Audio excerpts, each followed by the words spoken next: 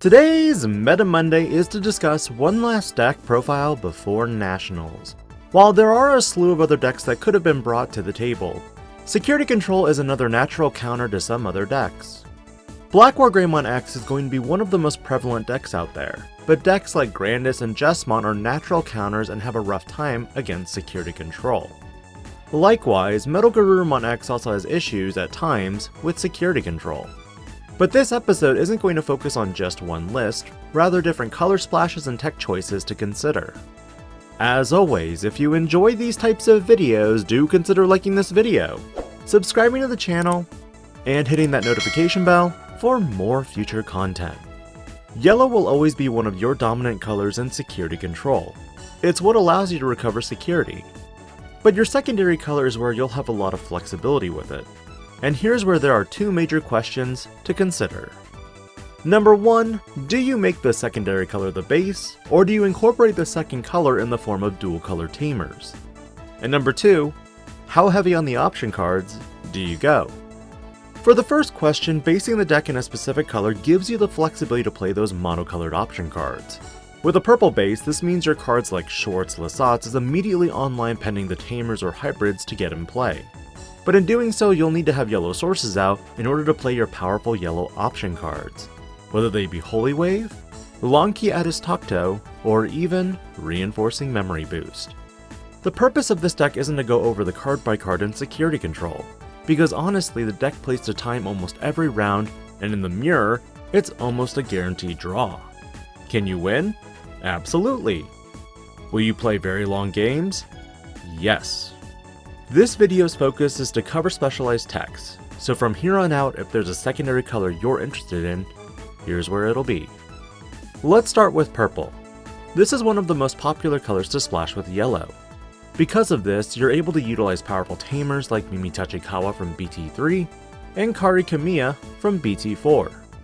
Mimi Tachikawa costs 2 and lets you suspend her in order to gain memory when your opponent plays an option card. In turn, this makes powerful option cards like X Antibody cost something when typically, it's nothing.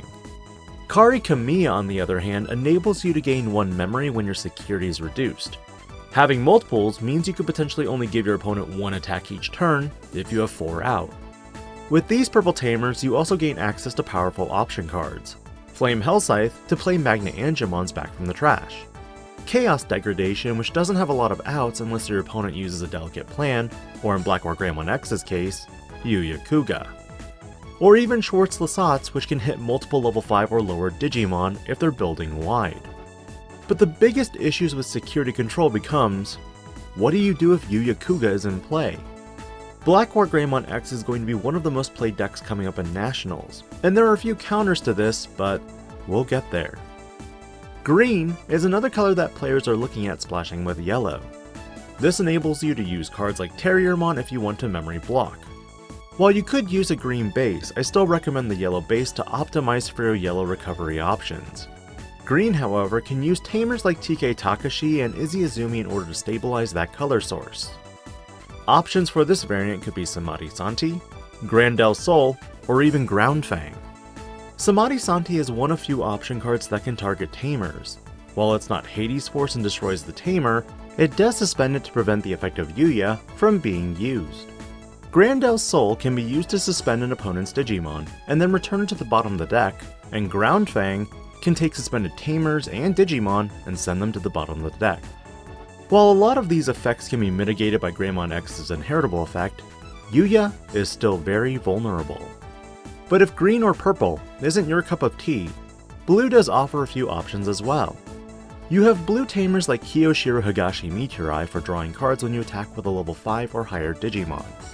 Unfortunately, not a lot of cards can do a lot against Black War Greymon X, especially if it's under option card protections from Yuya.